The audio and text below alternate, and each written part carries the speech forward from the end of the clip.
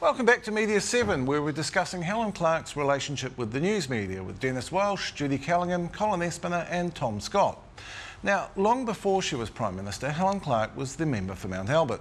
Simon Pound went to see what people thought in the electorate, where she's been MP for nearly 28 years. Mount Albert, home to Helen Clark, local MP for 28 years. Inside this office, a photo hangs on the wall. A photo of this man. That's Michael Joseph Savage, a Prime Minister that hung on thousands of walls across the nation. But it may just be that Helen Clark will surpass him as New Zealand's favourite photo PM. Check out all these photos of Helen with admirers found on internet site Flickr. Crikey! To be in all these photos, Helen must be pretty popular. What's her secret? Let's check around the electorate. This is the Mount Albert Rugby League Club. Helen is patron. She's attended junior prize givings and more for those 28 years. Funnily enough, most of the kids, because of their ages, don't actually know who she is, but most of the parents realise who she is. Afterwards, if they can, they'll go up and question her or have a few photos with her. They love her here because she makes the time for rugby league. She's actually very good to deal with, very down to earth. They're also fans of Helen's round the corner at Mount Albert Bowls. She's patron here too. Maybe people want to grab her photo because she makes a real connection. There's no airs and graces with her. She seems to be able to just connect with those local people and talk to them on a level that's not political. Kids love a photo with Helen too. Like this magic pic that you'll find at India Express on Dominion Road. Proud father Mukesh Bana has the story. My son said, "Oh, could I take a photo with her?" I said, "Of course, yeah," because he was quite excited because she's a Prime Minister, and he said, "Oh, does the Prime Minister come in our shop?" I said, yeah. They like Helen here because she's an old friend and customer. These are her favourite dishes. Oh, she orders mostly samosas, papadum, spinach dishes, potato and aubergine, and the dal. Right. Well, anyway, we have one more Helen Clark photo friend to meet. She came off stage and everybody started crowding around her, and I elbowed my way through and said, "Can I please get a photograph?"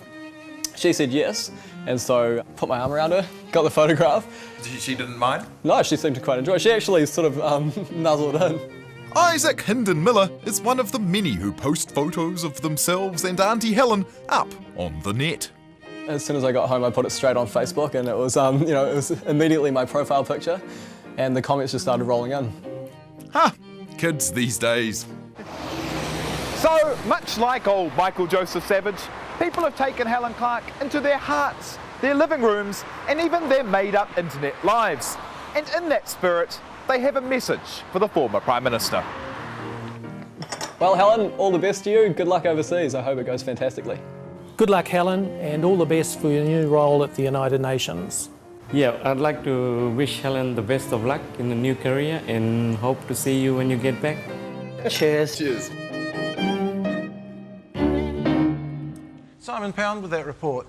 Now, Judy, I find the ordinary people angle quite fascinating, because the perception in the 90s was, when she was considered unelectable, that she was immensely charming in person and deadly on television. Was that part of what you worked on? It is, to an extent. I mean, a lot of people don't realise that television's a very intimate medium. All right, there may be 750,000 people watching you out there, but they're watching you in ones and twos. Helen can work a room like no one I have ever seen. On the one-to-one, she's unsurpassed, but she wasn't very good on television because she addressed the interviewer as if he was Parliament. The main thing we did was just teach her to be quieter and to talk in a more intimate manner. She's the fastest learner I've ever known, and she picked it up effectively, the basis of it, in one afternoon. It was just amazing watching her. And also, it seemed to me that in 1996 to 99, there seemed to be an effort to have her meet everyone in the country. She travelled everywhere constantly, didn't she? Yeah, she did. But it worked, you see. In politics, if you don't know who to vote for, if you're an undecided voter, you tend to vote for the person you have met. So in that way, it was actually very clever. The same in any electorate, the more people you can go out and meet as a candidate, the more likely you are to get those swinging voters, and those are the only ones you care about, because if they're not going to vote for you, they're not going to vote for you. If they are, they are. You only want to change those swinging voters. She did a very good job with that.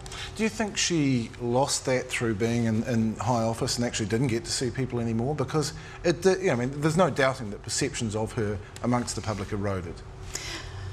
Hard to say, really. I think that she, in the end, became too busy. And I think that eventually, in any high office, you do end up. Muldoon always used to say, I walk up Lambton Quay, I know everybody. But in the end, he retreated. And I think, to an extent, that Helen, to get through the amount of work she did, she was seen as being more distant in the end. I don't think she felt that way. I really don't think she felt that way, but maybe other people did.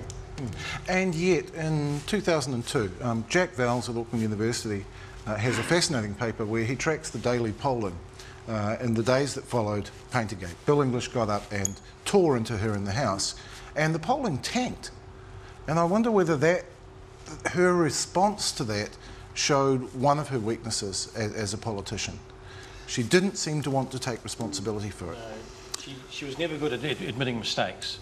If she said, hi, those guys driving me in the car, those policemen, I was in the back reading, hey, I didn't know they were speeding, but they were driving me, I take the blame, I'm going to pay their fines, it was my mistake. If she'd said that, you know, all the red-blooded men in the country would have said, what a good bitch, you know, she's taken the blame.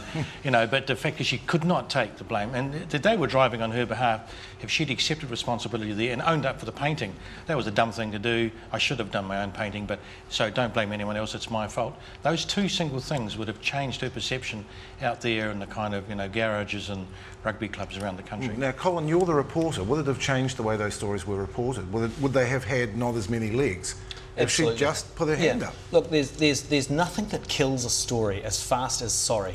Sorry is the word journalists don't want to hear, because that's the end of the story. Once somebody's apologised, you can't kick them while they're down. They've said sorry.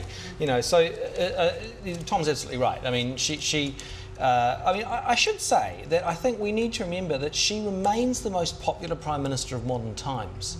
There hasn't been a Prime Minister who has sustained poll ratings that she sustained since we began polling in the 70s. And I think we tend to forget that when we start talking about her as being cold and aloof and losing touch. She remained a really popular person, but there were a few times where basically she let her guard down, her antennae failed her, and obviously the rugby match, the Bledisloe Cup and Paintergate were two classic examples. But I think the very fact that the media made so much of so-called gate stories like Corngate, Paintergate, the speeding incident, was an indication of just how astutely and comprehensively she managed the news. She left no chinks in her armour elsewhere in major questions of economic and social policy. She was seamless. So in desperation almost, the media seized on these little apparent human flaws and made a great meal of them. I agree with you on Paintergate. I think the Bledisloe Cup one was a big mistake, because I think she forgot that to the average Kiwi, they don't like the idea of someone zooming through the countryside in a motorcade at speed. Now look, I think we're odd in that respect in New Zealand. Every other country in the world has motorcades, and I mean, if you've ever been to Italy or to Thailand, where they take their Prime Ministers through the countryside at 1,000,000 miles an hour. But we in New Zealand, we don't like that. We don't like our politicians putting on airs and graces. And I think, and she mentioned that in her valedictory speech, that New Zealanders, she acknowledged that. And I think she forgot that on that occasion. Now, Dennis mentioned Corngate, which I think is of a different order to the other gates.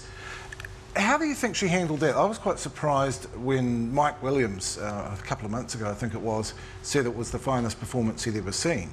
She was ambushed on that occasion, and I don't think she's ever let that happen again. Look, I think personally there was a little bit of blame on both sides. I think that perhaps John Campbell could have given her more indication of what the interview was going to be about. Look, there's no question that that was not a happy interview for either her or John Campbell. And I think, you know, I'm not sure if it was a watershed moment, but it's certainly, I think, from then on we did see a gradual erosion of her relationship with the media generally, and more mistrust from her. She was incredibly angry after that, incredibly angry. She was clearly angry the next morning because she, on the campaign trail, on camera, she called John Campbell a sanctimonious little creep. I wonder whether that was wise. I don't think anyone minded that particularly, except John possibly. But as I said before the break, it does seem that she is always more likely to be hung for what she says than what she does. What she does is generally she dots the I's and crosses the T's. On the other hand, you have things like the haters and wreckers comment, which was just tin air politics, even though it was taken out of context. It was a dumb thing to say when you know, the Hikoi was in town. But in the big picture, as Colin says, she was really immensely popular. She did that job pretty seamlessly for 9 years. Of course, there were going to be little flaws and hiccups, but I think they were blown out of all proportion. You see, we're sitting here now. We have a woman who was in Parliament for about 27 years and spent 9 years as the Prime Minister, and we're having to pick these little tiny things out of those 9 years to talk about. That's not a bad performance. I wonder, I've been following the British media and there's quite a lot of talk about Margaret Thatcher at the moment, and I wonder whether there are some things in common there, and that Clark was in office long enough to become more than human. She was symbolic, for better or worse. Do you think that became the case? Because there seem to be a lot of people who really despise her on a philosophical basis. I think, and this is a theme I followed in the book, that she did in the end come to symbolise what had happened to New Zealand over the past 20 or 30 years. She, in herself, embodied the reconciliation of the elements of Rogernomics that the country wanted to keep and the social progress it also wanted to make. And above all, I think it is true to say that she unified both her party and the country after 15 years of pretty relentless upheaval and mayhem. She was a very cautious politician, really. There's nothing really radical happened under Labour. They were steady as you go. They didn't want the upheavals of Rogernomics, didn't want the Reza Richardson stuff again. So she ran a very safe, careful sort of ship. But everyone who's around for 9 years, it's like a house guest. People overstay their welcome. You just can't go on adoring people endlessly. Everyone, you get tired of them. She got tired of the press, they got tired of her, the public got tired of her. But what surprised me from listening to her husband and other people close to her, she really thought those polls were wrong last election. And some miracle would happen and people would come to their senses, the polls had got it wrong, and for all her hard work, the public would sweep her back into office. Hang on. It was very close. If Winston had got back in, she could have formed a government. It was very close. It didn't look it in the end, but only because Winston didn't get in. There was a government there with Winston. I think Tom's right. Perhaps she did struggle with acknowledging any kind of failings. I mean, the famous, you know, I'm the victim of being a popular and competent Prime Minister. I think all politicians, though, to some extent, Russell, suffer from that. I mean, I went round the campaign trail with Paul Bill English in 2002, and the poor man thought he was going to win. He honestly, he really did. And he was beside himself. I mean, he cried on election night in 2002. I mean, and I think, you know, it was the same with Tony Blair, it was the same with John Howard. They can't believe that they have a use-by date, and I think the same applied to Helen Clark. She just couldn't, and I think that's probably the greatest failing of all politicians to some extent, is they just don't know when it's time to go. I mentioned the word Helengrad at the top of the show, coined by Lindsay Perigo. There were other words. There was the sisterhood, there was the nanny state. They started to creep into the media. They started to creep into general usage. I wonder what any of you think about what impact that actually had. I think it was ironic that she got targeted with the nanny state tag, when in fact in the areas where it really mattered, basic economic and fiscal policy, they couldn't be less nanny state. She and Cullen were very hands-off.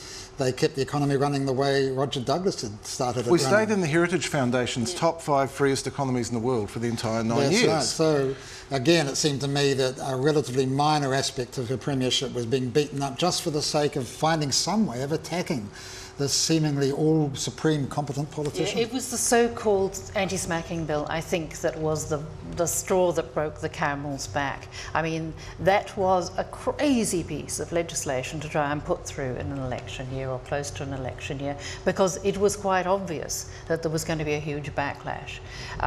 Just in what they call it, the anti-smacking bill. I mean, all you're doing is taking away the reasonable force clause.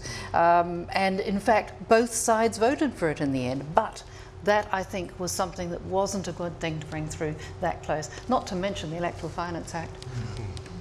Let's talk about the Electoral Finance Act, because that was the subject of a particular showdown between her and her government and the New Zealand Herald in particular, which crusaded on it. What did you make of that as someone working for another paper? Well, yeah, you're right. The New Zealand Herald went all out on that. It really was campaigning journalism. We were spectators to some extent. I mean, I think she must have cancelled her subscription, didn't she, to the Herald during that? I mean, I don't think she ever... And I know that Peter Davis was writing weekly letters to the paper, and I notice he's doing it again now. Yeah, look, I agree with Judy. I think that piece of legislation was fatally flawed, and a very good campaign was run against it, not just by the Herald, but by the likes of John Boscawen, for example, who's now an ACT MP. And I don't think she realised just how that was going to go down with the public, and the smacking law as well, which of course wasn't even her bill. I mean, it was Sue Bradford's bill, but she got tarred with it, and I think Labor suffered as a consequence. Well, now that you've written the first draft of history, I'm sure the academic historians will have plenty to chew over for years to come. Dennis, just before we move to a break and talk about John Key, do you want to plug your book? When's it out? It's coming out in the first week of August, which was always the target publication date. And I understand that is the time that Helen officially takes up her job anyway, even though she may be going now to get used to the idea. So that's been in the works for about 18 months, and we're pretty happy with what we've got, and it's up now for the public to judge. Right, well, we'll look forward to it. Anyway, coming up after the break, Newsmash looks at people power and the police during London's G20 summit, and as I said, the panel ponders the new Prime Minister's media honeymoon.